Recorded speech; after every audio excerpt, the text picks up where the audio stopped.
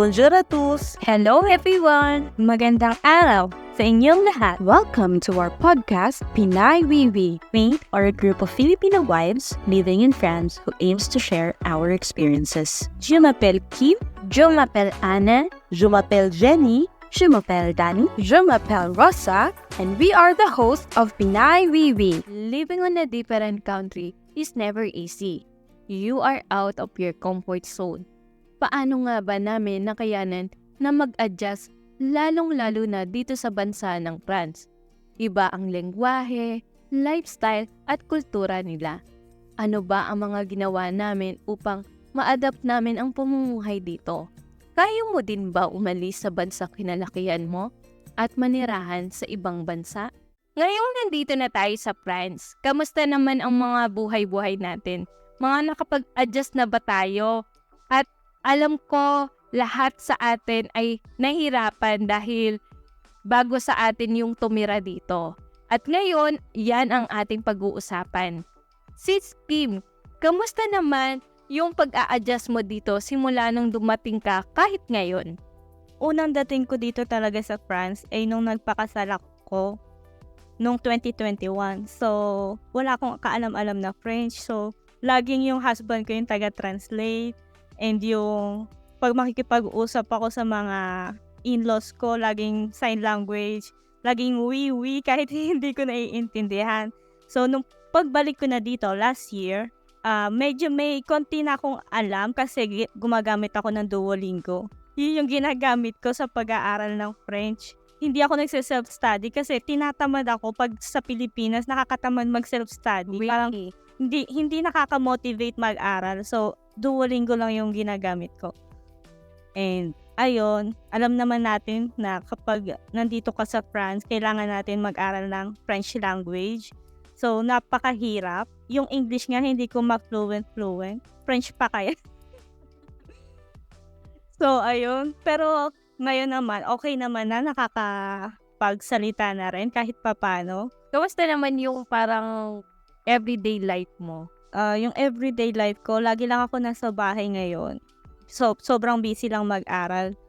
And, kasi ako, parang mas bet ko nasa bahay lang for now. Kasi mas gusto ko mag-focus muna sa pag-aaral ng French para once na ready na ako mag-work, go na. So, parang nag-i-integrate muna ako dito sa France and Nakakapagod ba? actually yung sa paggagala, hindi masyado kasi wala masyado ditong transportation sa lugar namin. So, kailangan independent ka, marunong ka mag-drive. Ako hindi naman ako marunong mag-drive. So, hindi ako nakakagala talaga. Did you find it easy or not? It's not really that easy. Hindi siya madali kasi Din tayo ng English. hindi siya madali kasi ako sa Pilipinas, nasanay ako na magagala, may mga tayo, 'di ba? May mga accessible na transportation unlike dito. So ayoko talaga ng magda-drive. May parang takot ako. Ayun yung parang isa sa mga fear ko dito, mag-drive. Kasi parang nag-o-overthink ako, paano pag na-aksidente ako, ganun. Baka ito na yung kamatay ko yung pagdadrive. Parang yun nga sa isip ko. Pero kailangan lang talagang tatagan. Ikaw naman, Sis Jenny, kamusta naman ang buhay mo simula nung dumating ka dito sa France? May mga adjustment ka rin bang naranasan? At pwede mo bang i-share yan sa amin? Sis Jenny? Kasi umihinga pa naman. No, first adjustment ko dito, siguro yung transportation kasi sa atin, lumabas ka lang ng bahay. May jeep, may tricycle. Pero, oo, diba, may ganun na agad. Pero nung unang dating ko dito, parang sabi ko, nung nasa sasakyan pa lang ako pauwi dito sa bahay, galing airport, sabi ko, walang bus dito, walang transportation dito. Paano ko lalabas? Yung ganun. Paano kung pupunta kung saan ko gusto? Kasi sa Pinas, gala talaga ako eh. Gala. Tapos isa pa yun sa naging adjustment ko nung nandito ako, hindi ako makagala. Lagi lang ako nasa bahay. Ang hirap kasi Yung nasanay ako na palaging wala sa bahay noon. Nasanay ako na tuwing gabi nagpa-party kasama ng friends. Tapos, Party girl. oo, yung party grover ka. Tapos, pagdating dito, yung para akong na-stop. Kaya, minsan may stress ka. Ayun din. Kasi sa Pinas, hindi ako naglilinis ng bahay. Same. Ako rin, hindi naman ako nagluluto. Hindi, nagluluto ako. Hindi ako naglilinis ng bahay. Minsan nagbabayad ako. Para may maglinis sa bahay ko. Yung parang pagdating ko, ako lahat. Ayun pala yun, no? Kapag ka nag-asawa ka, sabi naman tanda, pag nag-asawa ka, hindi yan para kanin na iluluwa mo pag ayaw mo na. Uy. Uy. Ganyan na ko. Kapag ka nag-asawa ka, ayun na, may commitment na hindi na lang ikaw. Di ba? Kailangan. Dalawa na kayo as a partner, hindi lang ikaw yung isipin mo, dapat siya. Yun din, yung ang hirap para sa akin kasi nasanay ako nag-work eh. After dito, yung parang ako tagalinis ng bahay. Sabi ko, samantalang nasa Pinas ako, hindi ko ito nagagawa. Kapag ka nag-video call ako sa mga kamag-anak ko, tapos nakikita nila naglilinis ako ng bahay. Example, nag-vacuum, nag-uhugas ng plato. Tinatawanan nila ako. Sabi, hindi yan Pinas, no? Nagagawa ka na dyan, naglilinis ka na dyan. Yung ganun. Kasi hindi nga kasi ako ganun sa Pinas. Tapos dito. Pag nagpalinis ka dito, sis. Oo, mas mahal, diba? Per hour pa naman dito. Tapos sasabihin mo, ako na lang magpapabayad. Oo, tapos sabi mo sa asawa mo, ako na lang bayaran mo. Oo. Diba? Tapos, ayun pa, adjustment kasi nasanay ako na, sabi ko nga, nung last episode, nasanay ako lalo sa pamilya namin na ako yung sa pagde-decide ako. Yung parang last word, yung parang ganun, lalo sa bahay. So, nag-iba kasi nag-asawa ka na hindi lang pala dapat ako. Kailangan yung decision niya rin. Yung, hindi ko, minsan kaya kami nagtatalo kasi may ganun Clash. Oo, may clash na gano'n na, hindi, dapat ganito. Kasi gano'n ako eh. Hindi, dapat ganito. Tapos siya naman na, hindi, ganito dapat. Yung parang gano'n kami. Yung parang walang nagpapatalo kasi nga, nasanay nga ako na gano'n. Tapos pagdating ko dito, how many years na wala akong asawa, tapos biglaan na gano'n. Yung adjustment bilang may asawa, 'di ba? Ang hirap din para sa akin. Tapos isa pa yung language na hindi mo ma-express lahat. Kung may gusto kong sabihin, hindi mo ma-express. Kasi hindi mo alam kung paano sasabihin. Kahit nandito sa utak mo, kahit gusto mo siyang sumbatan, sabihin lahat, hindi mo magawa kasi yung, sa language Very strict ka. oo, Language barrier.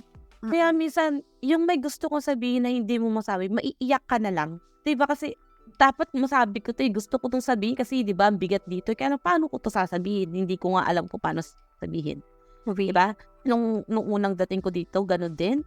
Pero yun, gaya din kay Sis Kim, aral-aral tayo, diba? May online class din tayo. Isa din yun sa nakatulong para ma-improve din yung French natin, yung pagsasalita natin ng French.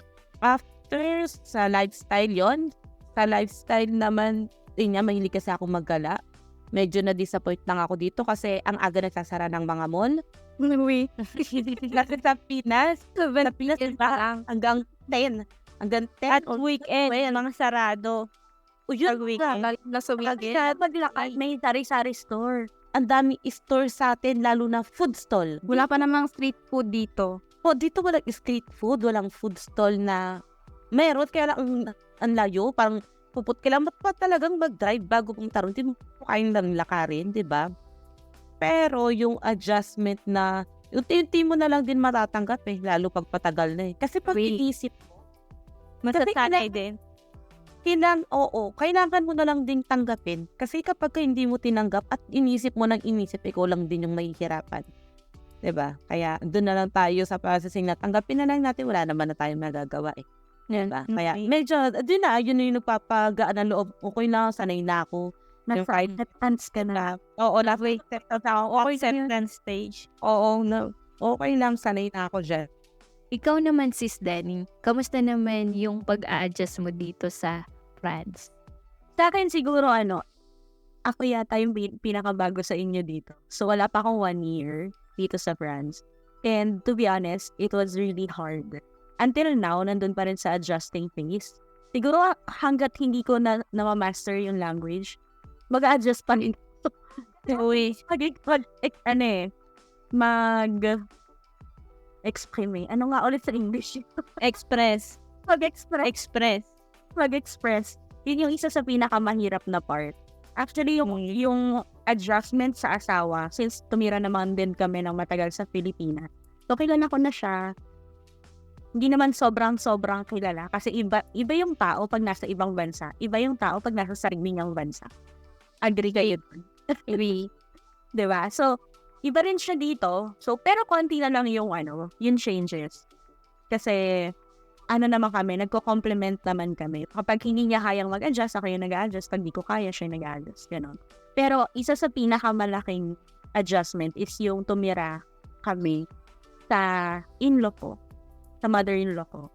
Kasi, nung nag-move kami dito, hindi kami ready to get our own place. And para sa asawa ko, sabi niya, since nag-work siya, mas madali para sa akin yung magstay sa bahay ng may kasama. Which is for me at first, oo nga no, baka nga mas okay. Pero in the long run, although mabait naman yung in-law ko, sobrang generous naman siya, ganyan. Pero iba pa rin kapag yung ikaw lang.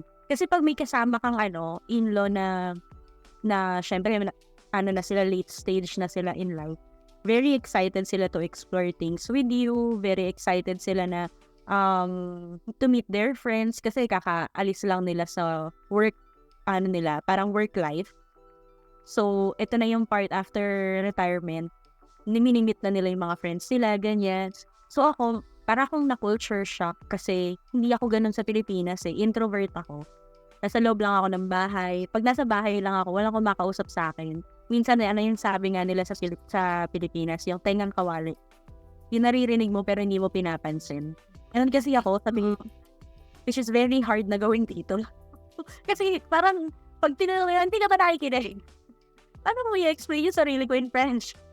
Lalo't nakikisama ka dapat. Kasi nga, di ba? Nakikisama mo yung isang bahay. Ayun, mahirap.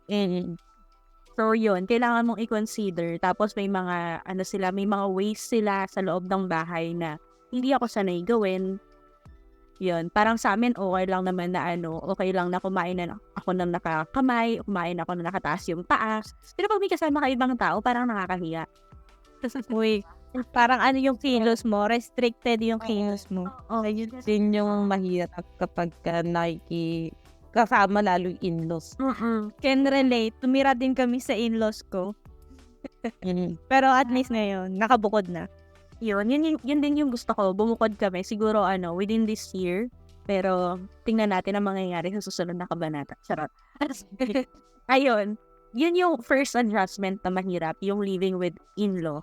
Kasi sa Pilipinas, hindi ako tumira sa ibang tao. Sa parents ko lang. Ganon. Tapos, language, of course. Sa France, known siya in the whole wide world na pag nagpunta ka ng France, you have to know their language. At least, yung pag-greet, ganon, basic pleasantries, kahit pa paano, alam mo siya. Sa akin, before kami nag-move dito, nagka-class na ako, pero hindi siya ganon ka-intensive. Kasi, mga 1.5 hour per week. Kung may ma-retain ba naman sa ganon. Tapos, gagawin ko siya after ng work ko. So, exhaust na yung utak mo, tapos papasukan ka ng French. Maiintindihan mo siya during the class, pero hindi talaga siya nare-retain. Uy. Ganon. So, pagdating ko dito, sakto summer. So, sarado yung mga school, sarado. Wala ako. So, sabi nila, i-enjoy mo lang yan, okay lang yan. And it was also a good opportunity for me to relax. Kasi, all my life, tapos, matagal ako nag-work, tuloy-tuloy. Simula nung umalis ako ng college, tuloy-tuloy yung work ko. Tapos, nung nag-move ako dito, yun, walang work. So, sabi nila, enjoy mo yan, try mo na mag-explore, ganyan. Pero since ang nag-work lang sa amin is si husband, I can't indulge doon sa ganong feeling. Kasi alam ko na pera niya yung gagastusin ko. Kasi iniwan ko lahat ng pera ko sa Pinas. Konti lang yung dinala ko. Thinking na baka naman makahanap ako kahit pa paano ng work. Kasi nandito naman ako sa isa sa mga big city. wala ako sa Paris, pero dito, big city din siya. So, I was thinking na baka foreigner friendly naman sila. So, meron akong ganong little hope, pero hindi pala ganon eh. Nawala na siya after 8 months dito. Wala na yung little hope. Ganon. So, sa environment, ang magandang adjustment kasi from Manila na puro building, puro bahay. Nandito ako sa place na city siya, pero marami pa rin siyang greeneries. Ganon. Sobrang na-enjoy ko yung magtingin ng mga puno, yung katahimikan. Sobrang natutuwa ako. Kasi walang ganon sa Pilipinas. Sabi ko nga kay Habi, isa yun sa mga dream ko before, yung tumira sa probinsya. And ganon yung environment ko ngayon. So, sobrang na-enjoy ko yung ganon feeling ngayon dito. So, adjusting pa din kasi minsan parang since sasanay ka na maingay sa Pilipinas, feeling mo ingay na sa utak mo, pero tahimik naman talaga. Ganon. Okay. Tapos may one time ako na-encounter, kararating ko lang dito, siguro 2 months pa lang ako. Mahirap yung fact na nag-walk ako ng aso, tapos may matandang lalaki na may nag-poop kasi doon sa harap ng bahay nila. Tapos pinapadampot sa akin. So, ang hirap lang kasi since I can't express myself in French, pero kinausap ko siya in English, buti na lang marunong siya mag-English. Pero, pinapapulot niya sa akin dahil lang nag-walk ako ng aso. Feeling niya, aso ko yung nag-poop doon. So, may mga ganong klaseng discrimination na na-encounter ako before. So, isa yun sa mga kailangan kong i-adjust. Kinailangan kong i-adjust yung mindset. Kasi sa atin sa Pilipinas, pag may ganon, ay nako, viral ka na sa YouTube. Viral ka na sa social media. Siyang dinibdib. Sobra ko siyang dinibdib. Tapos ang bilin sa akin ng brother-in-law ko tsaka ng mother-in-law ko that time. Kasi pag uwi ko, nandito sila. Nanginginig ako, natatakot ako kasi sabi ko, paano pag pinush niya ako na pulutin yun, gano'n. Kakanood ko ng mga teleserye, natakot ako, nakingud-good ako, gano'n. Ang mahirap. So, pero sabi nila, yung mga French daw, they might say things to you in the morning, pero at night, hindi na nila maiisip yun. Which is isa sa kailangan kong aralin para hindi ko dibdibin lahat ng bagay dito sa France. So, isa sa mga adjustment yun kasi very emotional din ako. Tapos yung, di ba, marami rin ako adjustment. Sa food, hindi ako masyadong nag-a-adjust.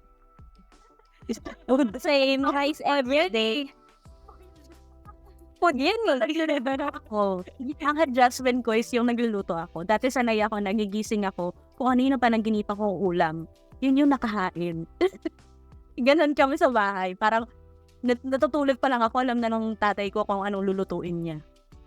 Ganon. So dito, kailangan pag napanaginipan ko, next week ko pa siya makakain kasi kailangan ko bumili ng ingredients, kailangan kong pag-aralan lutuin. Diba? Hindi ka basta-basta makakabili sa tindahan pag nag-crave ka ng lugaw.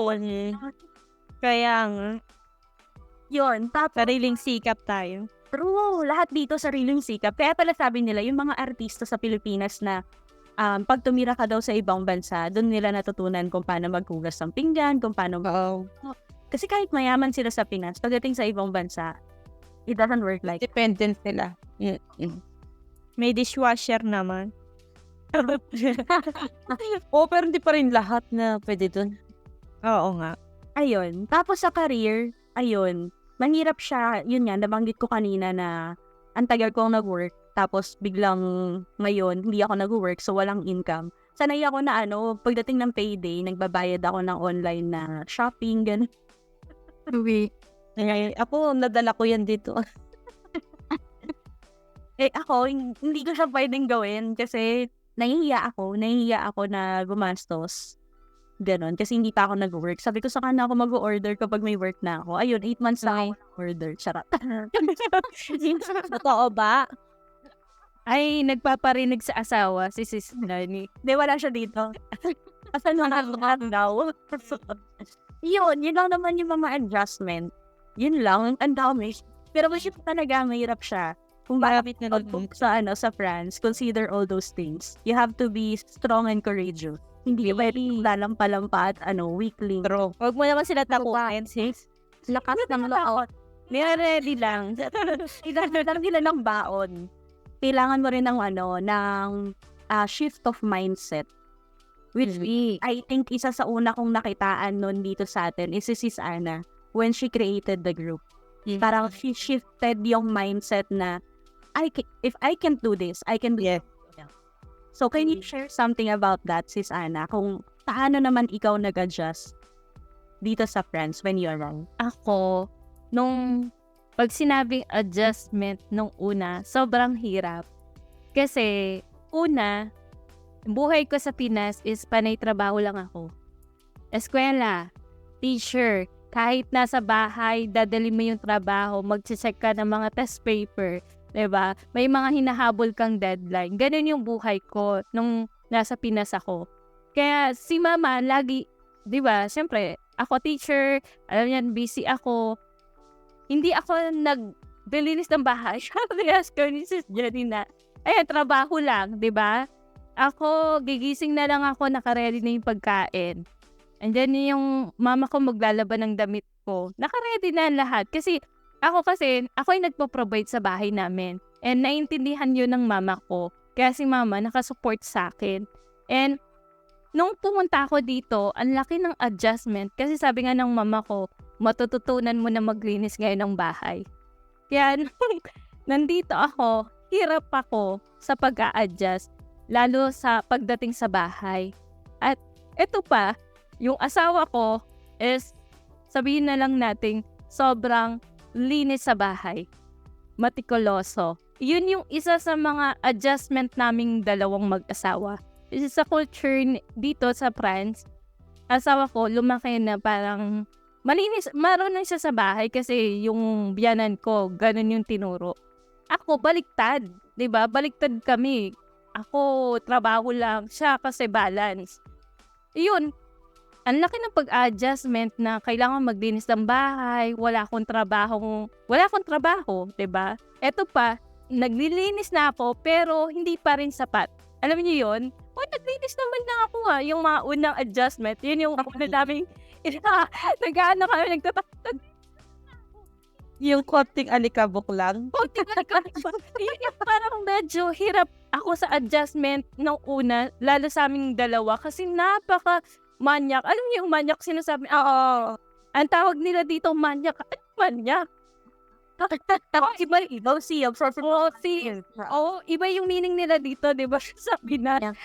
Oo, di ba? Kaya sabi ko, ayun, ang laking adjustment na ginawa ko sa pagtira ko dito sa France. So parang ang sakit sa'yo nun, sis. Parang ang sakit sa'yo nun. Siyempre yung, bakit naglinis naman ako? Yung, kulang pa ba? Yung hindi man lang na-appreciate yung ginawa mo. Na-appreciate niya yon. Sis nung una, na-appreciate niya yon. Kasi umiiyak ako ng una, naglinis naman ako, gano'n. Kasi ganito yun, ganyan. Tapos, sabi ko, nung unti-unti na pinaparealize sa akin, dapat naman yung asawa ko minsan kasi meron lang talaga akong linis na okay na yan. Yung makikita lang. Oo, may makita lang. Pero, ayun, parang naisip ko, nga no, tama siya. Hindi pa naman ganun talaga kalinis yung ginagawa ko. Pero, kahit pa paano, sa mga weeks or months, na-correct ko naman na yun. And I'm so happy. Support naman yung asawa ko. Kaya yung pag-a-adjust ko, sobrang yung pag-a-adjust niya sa akin, pag-a-adjust ko rin, di ba? And tulungan talaga kami, lalo sa bahay. And kasi nga, hindi ako nagtatrabaho. Hindi ako makapag-share sa bahay. Parang minsan nahihiya ako, di ba? Kahit pambili ko lang ng gamit ko, yung pansarili ko, ayun, yung parang adjust. Hihingi ako sa asawa ko. Pero sabi nga ng asawa ko, okay lang yan. 'Di ba? Okay lang kasi tumigil ka, wala kang trabaho.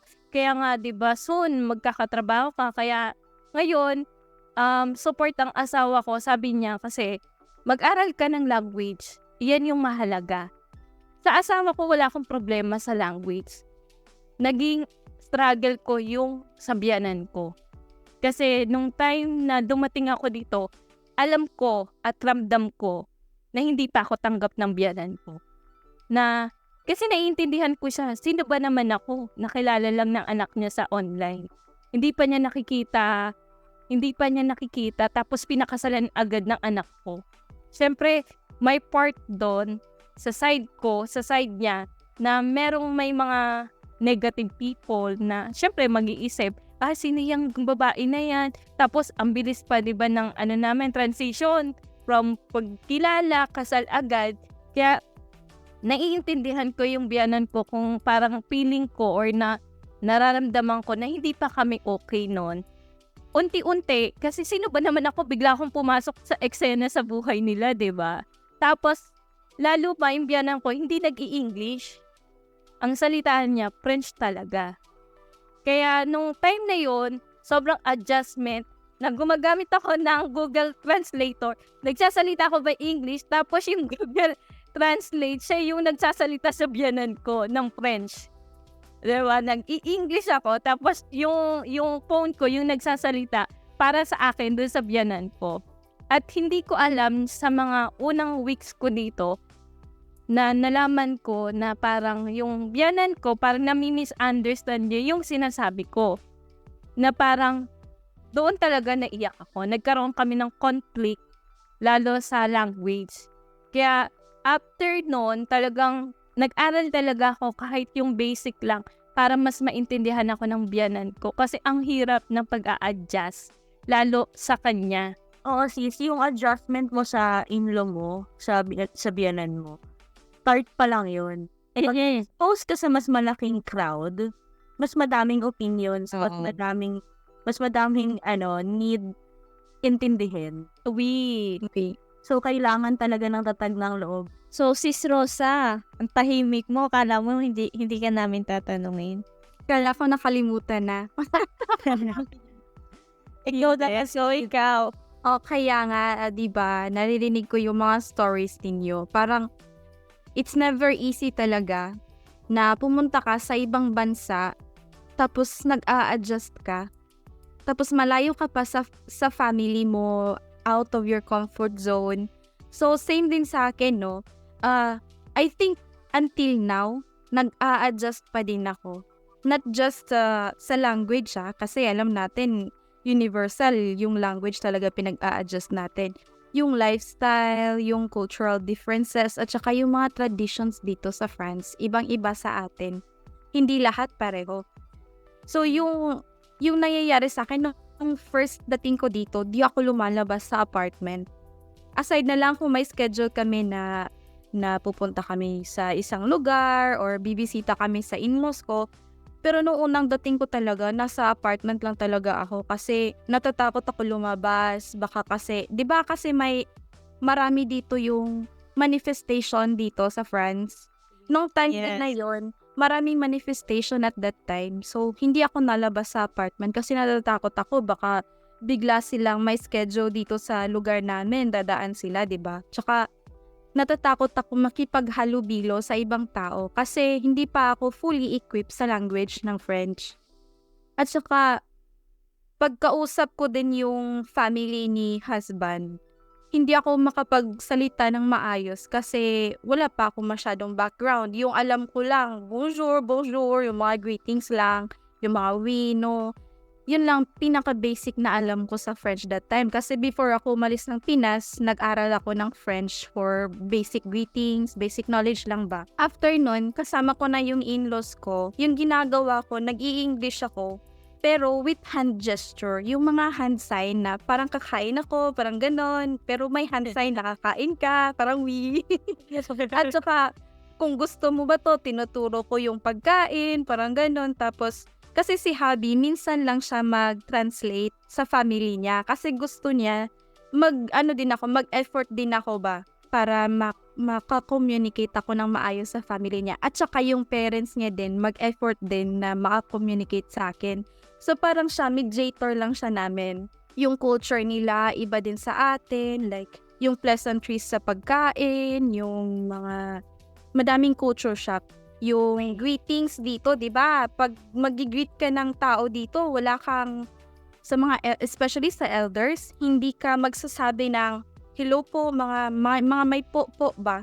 Really? Kasi diba, first name basis sila dito. Oo, yun Which pa, is diba? very hard for me kasi nahihiya akong magsalita sa first name nila. Especially sa in-laws, diba? Tsaka yung sister ng husband ko. Kasi parang, parang ang unrespectful ko naman kung sasabihin ko lang yung name nila tapos di ko pa mabigkas-bigkas ng maayos yung mga names nila. Isa sa ina-adjust ko din yung food kasi sa Pinas, di ba nagka-crave tayo? Gustong-gusto natin kumain yung gaya ng sabi ni Sis Jenny kanina, wala mga street food, hindi mo mabili yung gusto mo. Ang dami pang ingredients dito na hindi mo makikita, hindi mo mahanap. And yun na, yung traditions nila dito, iba-iba yung traditions din nila dito, yung mga celebrations, yung birthdays. Okay naman ako kasi yung birthday, nakakasama ko yung family niya. Akala ko nga last year, ako lang mag-isa at saka si Habi yung magsa-celebrate ng birthday ko. Hindi ko in-expect yung in-laws ko, nag-prepare din pala sila for my birthday. So parang medyo hindi ako nalungkot kasi iniisip din nila ako yung birthday ko. So sinaselebrate namin yung birthday. Okay naman, nakakaraos din naman kasi meron naman akong asawa na nagsusupport sa akin kahit na feeling ko burden ako minsan. Kasi 'di ba wala akong work. Wala akong work dito ngayon. Sa ngayon, wala pa akong work. Although nag-freelance ako. Nag-freelance ako sa Fiverr. Hindi naman siya ganong kalaki ang magiging rate mo doon. Kaya at least daw, sabi ni Habi, may pinagkakaabalahan daw ako. Hindi ako naboboard. It's especially daw yung study group natin. Kasi nakikita niya, hindi ako naboboard pag kayo yung kasama ko, nag-aaral ako kasama kayo. So, very thankful ako kasi very supportive naman si Habi. So, yun lang. Yung kailangan natin ng support. Oo, ito talaga yung kailangan natin. Pag andito tayo sa ibang bansa, kailangan talaga natin ng support sa mga asawa natin. True. And to sum it up all, parang ang pinaka, natin dyan, takeaway is, moving into another country is a continuous journey. Hindi siya ganun kadali. Hindi tayo mag-stop na after 1 year we're all okay, we've adjusted. Nandito na yung buhay natin or whatnot. Pero tuloy-tuloy siya kasi parang kahit naman nasa Pilipinas tayo, tuloy-tuloy may mga changes. 'Di ba? Sabi nga nila, yun ang constant sa mundo yung mga changes. So every time we need to adjust, we need to move forward, we need to move on. How about the listeners? How did you, or can you share what was your strategy in moving on or adjusting to a new life? If you finished listening to our episode, don't forget to like, share, and subscribe on our channel. Let us know your experiences in the comment section below. If you have suggestions for a topic, we can do a special episode for you. Our next episode will be posted on Friday, 5 p.m. European time. Merci beaucoup et à bientôt!